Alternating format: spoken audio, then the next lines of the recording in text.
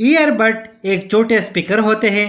جس کے استعمال کرنے سے ہم آواز اور سانگ کلیئرلی سن پاتے ہیں، لیکن یہ ہماری کانوں کے لیے کتنی خطرناک ثابت ہو سکتا ہے اور کتنی دیر سیفلی استعمال کر سکتے ہیں، جانیں اس ویڈیو میں۔ السلام علیکم ویور، امید کرتا ہوں کہ آپ سب خیریت سے ہوں گے۔ بات کروں گا ایئر بڈ یعنی ہیڈ فون کے بارے میں، اور یہ چھوٹے سے سپیکر ہمارے سننے کی صلاحیت چھین سکتا ہے۔ جب ہم ایئر بڈ یعنی ہیڈ فون کا استعمال کرتے ہیں تو سانگ وے کا سفر شروع انٹر لائن ہے، جو کہ ہمارے کان کا وہ حصہ ہے جو ہم دیکھ سکتے ہیں۔ سانگ ویو سے ایئر بڈ سے نکل کر ہماری ایئر کنال میں ٹریول کرتے ہیں، جو کہ ایک چھوٹی سی ٹیوب ہوتی ہے اور ایئر ڈرم سے ٹکراتی ہے، اور ایئر ڈرم ہمارے کان کے اندر تھن ممبرین ہے اور اس سانگ ویو سے وائبریٹ ہوتے ہیں، اور سانگ ویو چھوٹے چھوٹے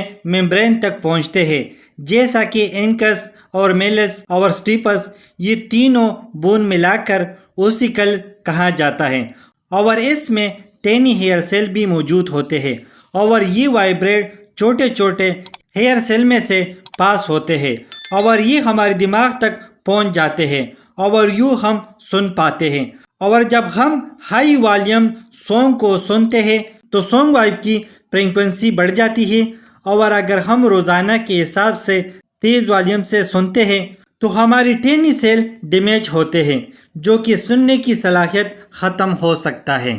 اور ایک بات یاد رکھو کہ ہماری کان 70 dBA تک سانگ سیفلی سن پا سکتے ہیں، اور جب بھی ہم ہیڈ فون کا استعمال کریں تو 60% تک رکھیں اور روزانہ کے حساب سے 60 منٹ سے زیادہ استعمال نہ کریں۔ اور اس کے علاوہ جب ہم ایئر بڈ کا استعمال کرتے ہیں تو ہماری کان میں ہوا داخل نہیں ہوتا، جس کی وجہ سے ہماری کان نم رہتا ہے، اور اس کنڈیشن میں بیکٹیریا ہونے کا سبب بن سکتا ہے، یعنی ہماری کان کا انفیکشن کا سبب بن سکتا ہے۔ تو امید کرتا ہوں کہ اس ویڈیو میں کچھ نیا سننے کو ملا ہوگا۔ تو امید کرتا ہوں ویڈیو اچھی لگی ہوگی، لائک کر دینا، شیئر کر دینا، اگر کوئی سوال ہو تو کمنٹس کر دینا، اگر چینل پہ نیو ہو تو سبسکرائب کر دینا۔